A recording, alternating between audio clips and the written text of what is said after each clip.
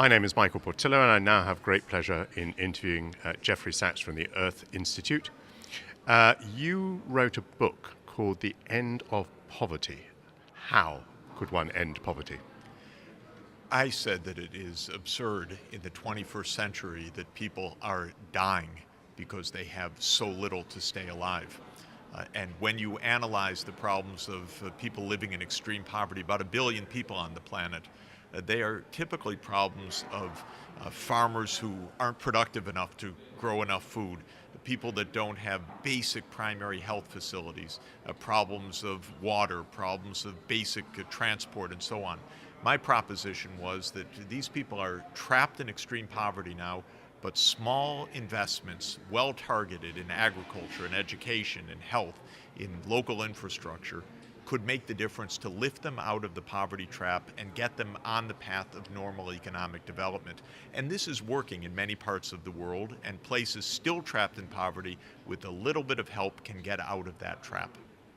Here we are at the International Transport Forum, and you spoke this morning about a world population that's moving towards 9 billion. How do we cope with the transport needs of 9 billion people in a sustainable way? Is it sustainable? First, we should do what we can so that we don't reach 9 billion, much less 10 billion, which the UN now forecasts for the end of this century. We need to bring family planning and contraceptive services broadly to very poor people, because populations are growing fastest among the poorest people on the planet, and keeping them in poverty when they have 6 or 7 or 8 children. Those children, many of them, are almost condemned to poverty by the time they grow up, because they will not have had the education, the nutrition, the health that they need. First step, therefore, is let's try to stabilize the world's population through sensible spread of family planning and contraceptive services. It could be held voluntarily by access to these services at about 8 billion. And we should really be working much harder on that than we are.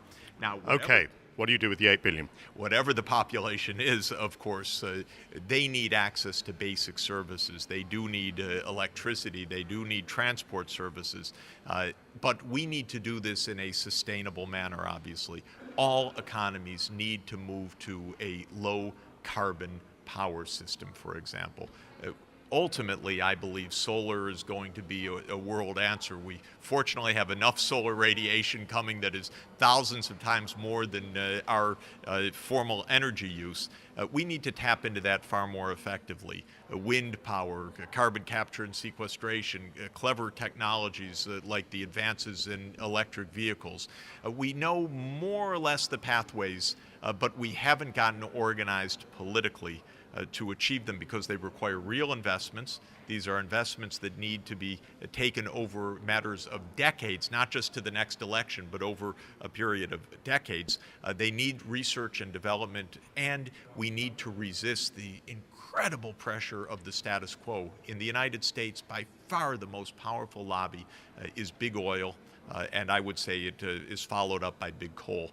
And they've held us against any change to address the climate change in the United States. And that's holding the whole world back, because the world's waiting for the U.S.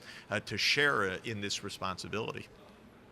Professor Jeffrey Sachs, thank you very much, and thank you very much for watching.